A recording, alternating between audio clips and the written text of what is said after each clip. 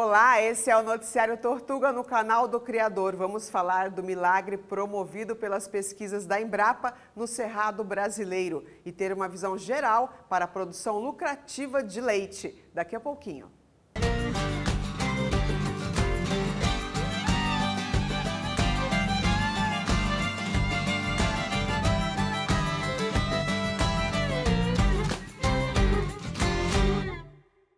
Bom dia! De terra pobre, seca e inóspita a uma das áreas mais produtivas do planeta. O Noticiário Tortuga recebe o chefe-geral da Embrapa Cerrados, Sebastião Pedro da Silva Neto, para falar das pesquisas e das técnicas para a recuperação do solo que promoveram esse milagre da produção descrito no livro Cerrado, Correção do Solo e Adubação, que está sendo relançado pela agência. Cairo, é com você. Isso mesmo, Márcia. E agora vamos conversar aqui com o Dr. Sebastião, que fala com a gente lá direto de Planaltina, ali no entorno de Brasília. Bem-vindo aqui ao nosso programa. Muito obrigado pela oportunidade de falar com vocês. O prazer é todo nosso em recebê-lo aqui e para a gente falar um pouco aí sobre esse estudo tão importante que a Embrapa realizou recentemente, publicado no livro Cerrado, Correção do Solo e Adubação. Doutor Sebastião, conta pra gente um pouco mais o porquê dessa iniciativa, como que surgiu aí essa iniciativa e quais os pontos altos desse livro. Esse livro, ele retrata um conjunto de estudos, pesquisas, experimentos, trabalhos de transferência de tecnologia feitos ao longo dos últimos 45 anos que permitiram a Embrapa desenvolver, né, as recomendações agronômicas para a correção dos solos de cerrado, transformando esses solos que antes eram de baixa produtividade em solos que hoje ocupam as estatísticas do Brasil como o maior produtor de grãos, maior produtor de proteína animal também, através de forragens plantadas. Então, nós temos aí nesse livro praticamente quase meio século de trabalho que permitiram os ajustes necessários para que o solo de cerrado se transformasse, né, numa dos solos mais produtivos do globo terrestre. Qual foi o impacto aí desses avanços hoje, especificamente para a pecuária? A pecuária brasileira é a pecuária verde, né? Nós estamos falando de uma produção de carne e leite baseada em pasto, né? Sendo natural e sustentável, a produção de carne e leite, ela deve se basear na pastagem, né? As forragens que se constituem nos pastos dos nossos animais, elas são plantas forrageiras que têm necessidades de nutrição, de nitrogênio, de fósforo, de potássio, de micronutrientes, como as plantas cultivadas também têm. Nesse livro traz aí indicações e recomendações de correção de solo para a produção intensificada de forragens de boa qualidade na maior parte do ano, né? Ficando limitado apenas pelo clima. Então, do ponto de vista de solo, os solos aí nesse livro são abordados de forma que possam ser corrigidos e adubados para que haja uma alta produtividade de forragens de boa qualidade para que os animais possam delas se alimentar e vir a produzir de forma sustentável. E quais foram os maiores desafios aí que a Embrapa identificou que esses produtores que estão produzindo hoje lá no Cerrado, eles têm e também como que eles podem driblar aí esses desafios? A sustentabilidade econômica, ela é a que move, né, os outros parâmetros de sustentabilidade, que seria sustentabilidade ambiental e social. Então, a econômica é a que move.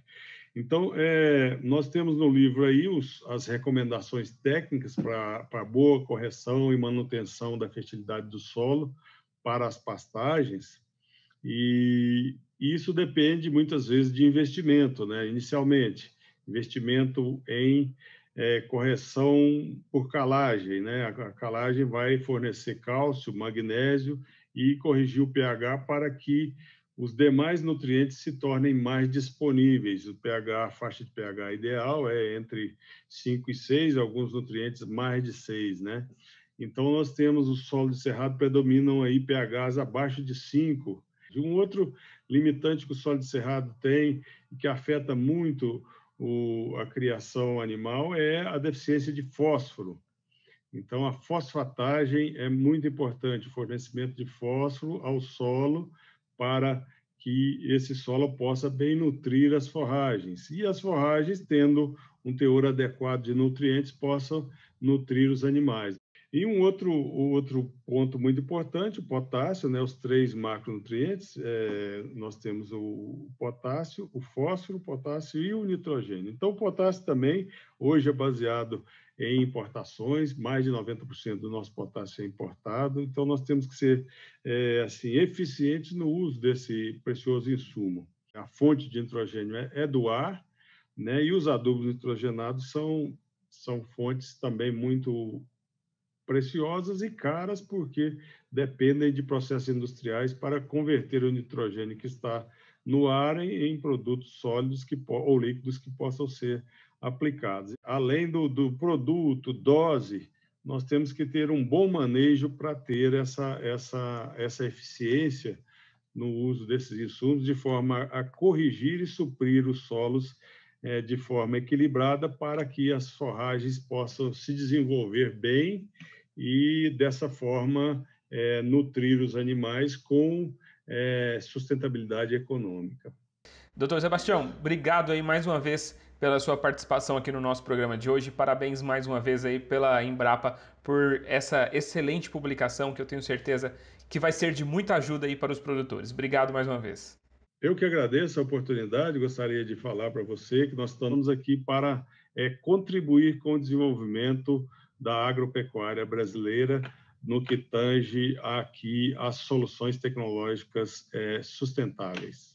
O livro que foi relançado, o tema da nossa entrevista, está disponível na Infoteca da Embrapa. É só entrar no site deles. E a gente quer falar com você aqui no Noticiário Tortuga. Mande uma mensagem, deixe comentários e questionamentos nas nossas redes sociais, no perfil @tortuga.dsm, ou entre em contato com a produção do programa. Nós usamos os aplicativos WhatsApp e Telegram. Também recebemos pelo número 11 97081 5655 depoimentos sobre os resultados dos produtos da marca Tortuga na fazenda. Grave um vídeo de 1 a 2 minutos e mande para a gente. Se precisar de ajuda e orientação, fale conosco ou com o técnico da DSM que te atende aí na região. As condições climáticas e econômicas, que mudam constantemente, também impactam demais em toda a base da cadeia produtiva do leite. E na época da seca, os desafios são ainda maiores na hora de fazer conta para ampliar alguma margem frente aos custos dos insumos. O Cairo Rodrigues conversa agora com Marcelo Machado, gerente técnico nacional de gado de leite da DSM. Isso mesmo, e para a gente falar aí sobre o mercado da produção de leite, vamos conversar agora aqui com o Marcelo Machado, falando com a gente lá direto de Belo Horizonte. Bem-vindo aqui ao programa Noticiário Tortuga. Bom dia, Caio. Obrigado. Eu que tenho a honra de estar aqui com vocês. Obrigado pelo convite. Bom dia. E Marcelo, a gente tem recebido aqui várias vezes algumas perguntas aí dos produtores, tanto produtores que querem entrar dentro da pecuária de leite, como também alguns que querem aumentar e amplificar a sua produção. E eles perguntam o seguinte: compensa ainda investir na pecuária leiteira? O setor leiteiro é um setor de produção, de ganho de dinheiro, né, de muitas pessoas, assim como qualquer outro setor da economia brasileira. Quando a gente fala em média, Caio, é muito complexo avaliar a pecuária de leite brasileira, porque existem vários tipos de sistema de produção em toda a região do país, com vários tipos de cultura, sistemas de uso de insumos diferentes e condições de clima diferentes. A gente percebe que 2020 e 2021, com exceção de abril, foram épocas de alta rentabilidade para o setor, uma das melhores épocas dos últimos 10 anos.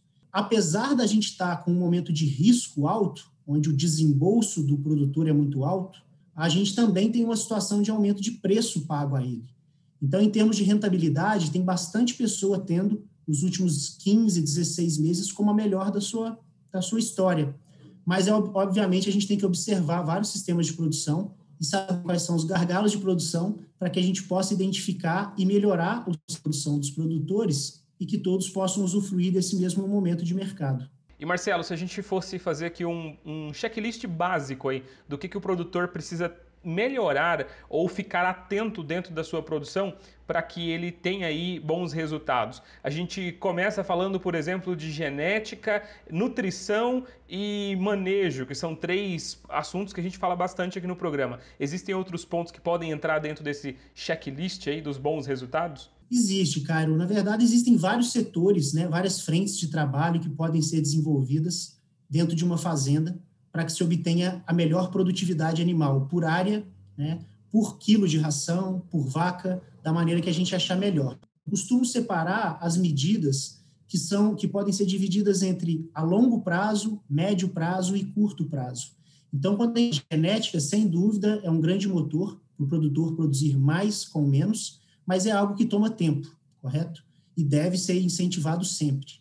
Manejo também, principalmente a parte de ambiência, sanidade, tudo isso pode ser explorado para se obter o máximo possível desse. E em termos nutricionais, é sempre um ponto muito importante, porque é de 40% a 60% do custo desse produtor. E em época essa, com alta de milho e soja, quem não consegue ter a máxima conversão animal fica mais exposto ao mercado. Então, todas essas características animais de produção são importantes, e também as mercadológicas, de gestão, como compra de insumos estratégico, saber comprar na baixa, ter a capacidade de se estocar. Todas essas são características que a gente consegue observar nos melhores. Hoje a gente vê muitos produtores substituindo o milho, por exemplo, da dieta desses animais por outros componentes ali que podem continuar trazendo benefícios para o rebanho, mas que são também mais baratos hoje no mercado, né? Sim, sem dúvida. Quando a gente avalia a nutrição das vacas nas fazendas, Cairo, 3 itens são muito importantes de dispêndio mensal. São os proteicos, os energéticos e os volumosos, produzidos ou não dentro da fazenda. Para todos eles existem substitutos no mercado. O primeiro ponto que tem que se avaliar são quais categorias animais você pretende fazer essa substituição.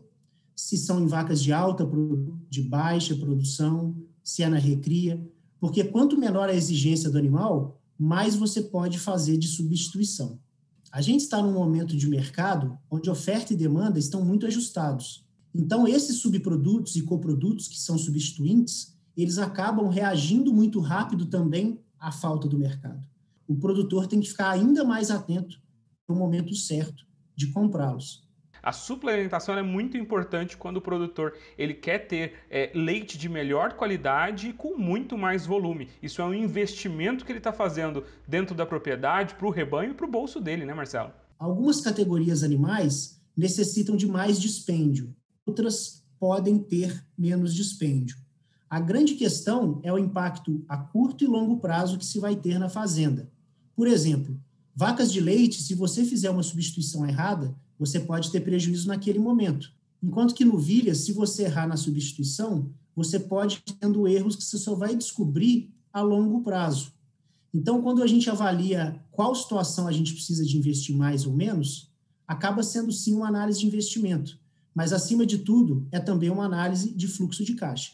Nós temos aí o programa Gestão, nós temos o programa Qualidade do Leite, todos eles durante todo o ano dando suporte aí também muita informação técnica para o produtor, né? O produtor que quiser conhecer todos esses programas que a gente citou aqui, é só entrar no nosso site tortuga.com.br. Marcelo, obrigado mais uma vez pela sua participação aqui, um forte abraço. Obrigado você, Caio, sempre à disposição, forte abraço.